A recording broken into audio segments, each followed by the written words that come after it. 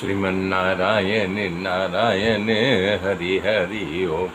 श्रीमन्नारायण नारायण हरि हरि ओम। यावदर्थ परिग्रह, परिग्रह न करना, यानी आपको जितने की जरूरत है, जितना मतलब हो उसी का प्रयोग करना, संग्रह नहीं करना। जितने की आवश्यकता है उसका उतना ही रखना।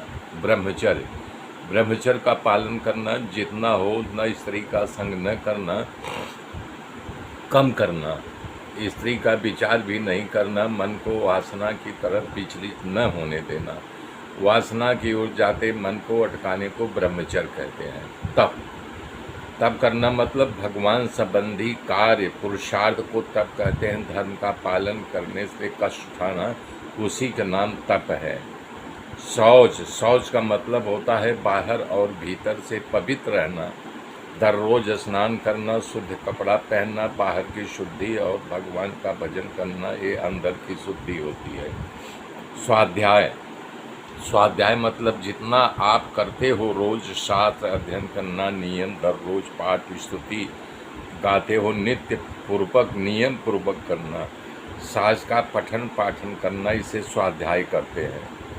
पुरुषार्चनम, परम पुरुष परमात्मा का दररोज पूजा करना, अपने घर में विराजमान उनका अपने सामर्थ्य के अनुसार उपचार करना, यानी भोग लगाना, ये सब करना, उसको उपचार करते हैं।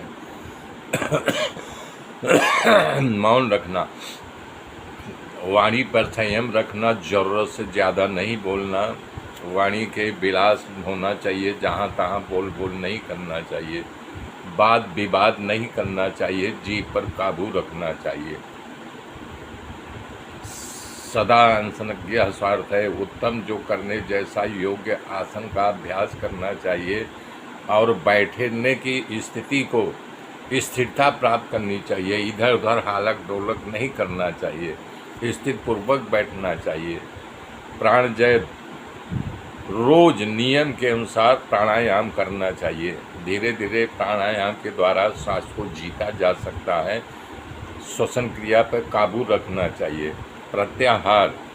प्रत्याहार मतलब अपनी तमाम इंद्रियों के मन के सहायता से विषयों से हटाना और तब तक ले जाकर के हृदय में परमात्मा तक पहुंचाना, अथवा इंद्रियों के विवेक से समझाकर हृदय में स्थापित करना को प्रत्याहार कहते हैं। मनसा प्राण धारणम, अपने प्राण को मन के साथ मूलाधार या किसी चक्र में स्थापित करना, फिर स्थिर करना। वैकुंठ लीला ध्यानम, भगवान वैकुंठेश्वर परमात्मा की कथा सुनना, उसकी कथाओं का मनन करना, चिंतन करना, कथा से खूब प्रेम करना। समाधानम तथा मन को आत्मकार करना, मात्र आत्मा के विषय में विचार करना और बाकी सब चीज़ों से मन को हटा लेना। भगवान कपिल कर रहे हैं, मैंने सब उपाय कहा और दूसरे भी व्रत नियम आदि दान पुण्य द्वारा खराब रास्ते पर जाते चित्त को धीरे धीरे एकाकार करना। इस प्रकार से भगवान कपिल योग की साधना योगियों के लिए सरस उपाय बतलाया, जिससे चित्त को एकाग्र और मन की शांति तुरंत होती है। अपनी दृष्टि से नाक के अग्रभाग, मतलब यहाँ नाक के अग्रभाग में स्थित करना, वहीं देखना। भगवान कपिल यहाँ परमात्मा के अंग का, उनकी प्रत्येक चेष्टाओं का ध्यान करने की आज्ञा की है। इस प्रकार से साधक श्री हरि का सतत ध्यान करे, भजन करे। मेरे मित्रों, मेरे साथ जुड़े रहिए। आगे की गाथा फिर कल जोड़ूंगा, तब तक के लिए जय श्री राम, जय श्री राम।